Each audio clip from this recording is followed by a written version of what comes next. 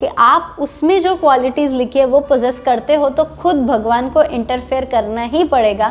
आपके किए हुए अच्छे या बुरे कर्म का फल अपने कंधों पे लेना ही पड़ेगा, आपको फ्री करना ही पड़ेगा, वो उसकी ड्यूटी है। उन्होंने ही ये पूरी दुनिया बनाई है, राइट?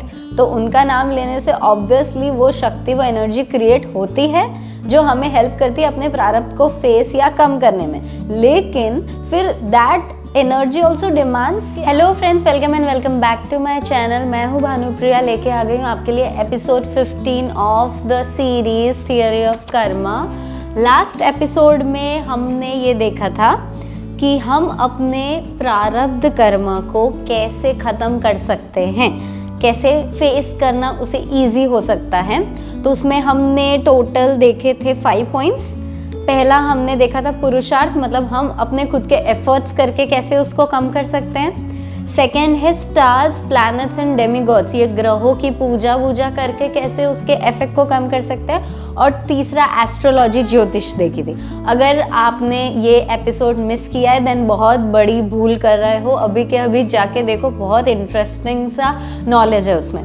आज हम रिमेनिंग 2 फैक्टर्स, 2 तरीके जिससे हम अपने प्रारब्ध कर्मा को अच्छे से फेस कर सकते हैं या फिर उसका इफेक्ट को रिड्यूस कर सकते हैं या फिर उससे बच सकते हैं, उसके 2 और तरीके बाकी है। एक है chanting the name of God. It is said in the most unequivocal terms in all the religious scriptures that chanting the name of God, Rama, Krishna, Jesus, etc. only once can definitely abolish all your sins of millions and billions of birth. And it is absolutely correct also. But if you chant the name of God and thereafter do any sinful action or deed, those sins which are abolished by chanting Ram Naam will all again automatically come back and totally fall upon you. अच्छा ठीक है, religiously हम सब जानते कहते हैं कि भगवान का तो, राम का तो एक बार लिया हुआ नाम ही इनफ है। वो शायद वाल्मीकि ऋषि वाली कोई कहानी थी, मुझे एग्जैक्टली याद नहीं आ रही है, बट मेरी दादी ने मुझे सुनाई थी कि हाँ, वाल्मीकि लुटेरे थे पहले, तो वो राम नाम नहीं लेते थे, तो खाली मरा मरा नाम कांस्टेंट रिपीट करने से, जब हम उसको एक साथ रिपीट करते हैं तो वो म राम राम राम, इट बिकम्स राम राम।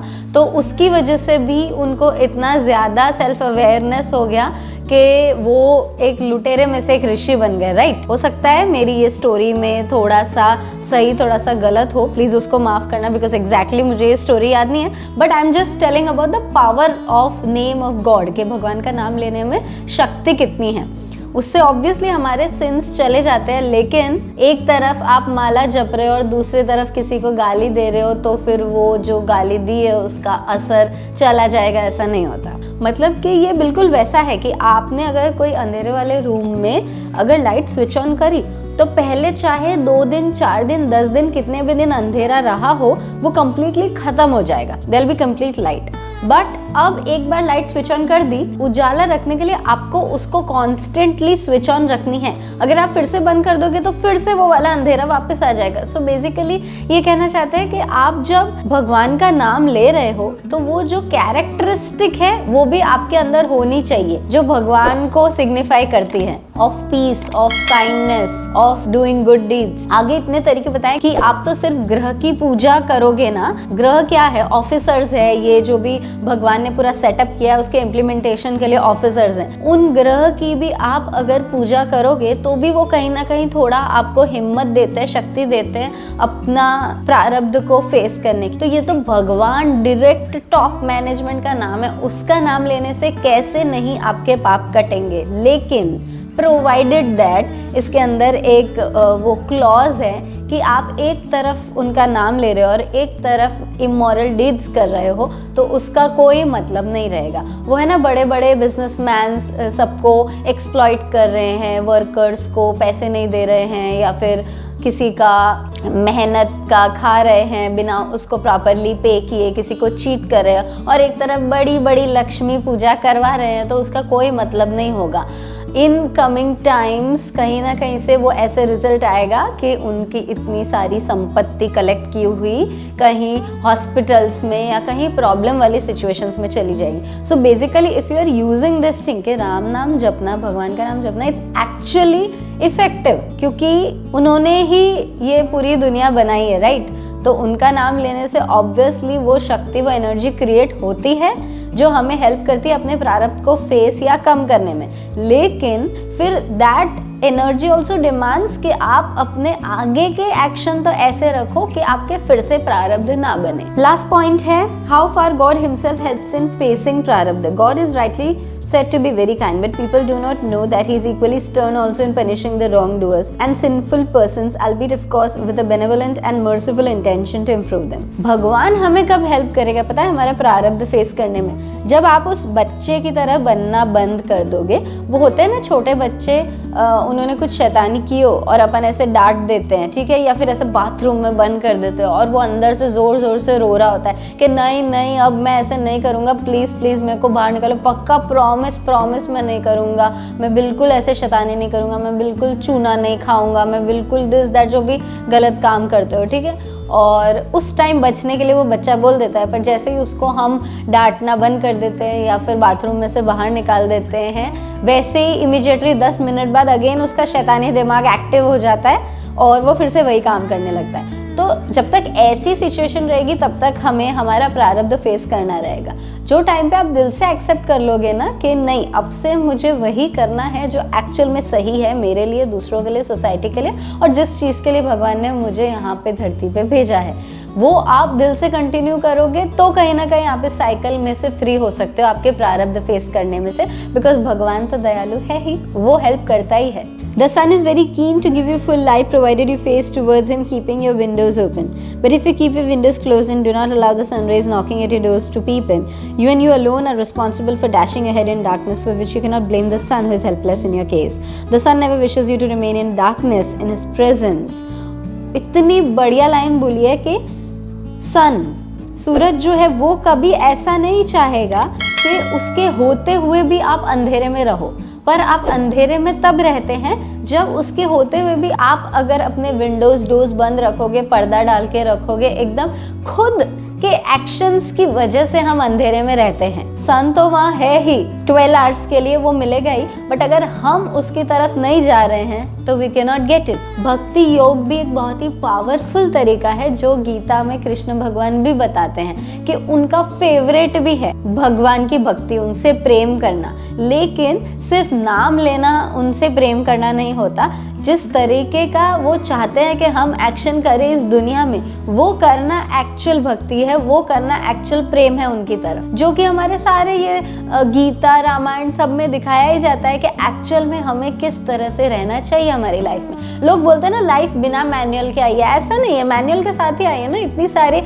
हमारे स्क्रिप्चर्स हैं, उनमें से कुछ ना कुछ हमें सीखने मिलता ही है, हम इम्प्लीमेंट कितना करते हैं दैट इज डाइसी। खाली आप वो ऑरेंज कपड़े पहन लो, तिलक लगा लो, ऐसे घंटी बजा के थोड़ी सी पूजा कर लो, ये वो सब भी अच्छा है, आई एम नॉट टेलिंग वो अच्छा नहीं है और ये भी ऐसा नहीं कह रहे, बट सिर्फ वो करना और बिना कोई इंटरनल ट्रांसफॉर्मेशन के, मन में आप अभी भी बुरा बोल रहे हो किसी के लिए या फिर माफ नहीं किया है किसी को या फिर कर्स कर रहे हो कि ऐसा किया है ना इसने मेरे साथ, अब ऐसा होगा, तो that is not real bhakti. The main qualifications of bhakta, devotee, are clearly described in the 12th chapter of Bhagavad Gita, and if you possess these qualifications, then and then only you are a real bhakta, and then in your case God is fully prepared to take all the responsibilities of your prarabdha completely on his shoulders, making you totally free from all the worldly worries. ऐसा कहा गया था पहले कि भगवान तक आपके प्रारब्ध में बीच में नहीं आ सकते, आपने अगर कुछ एक्शन किया है तो उसका फल आपको मिलेगा ही।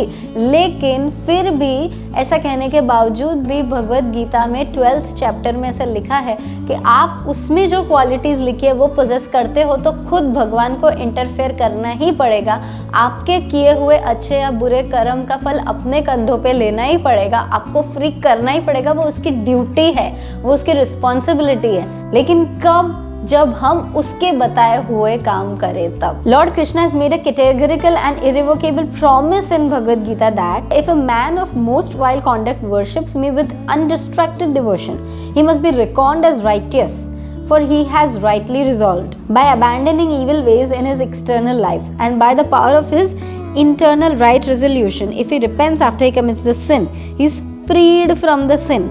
If he resolves that he will never commit the sin again, he will be purified.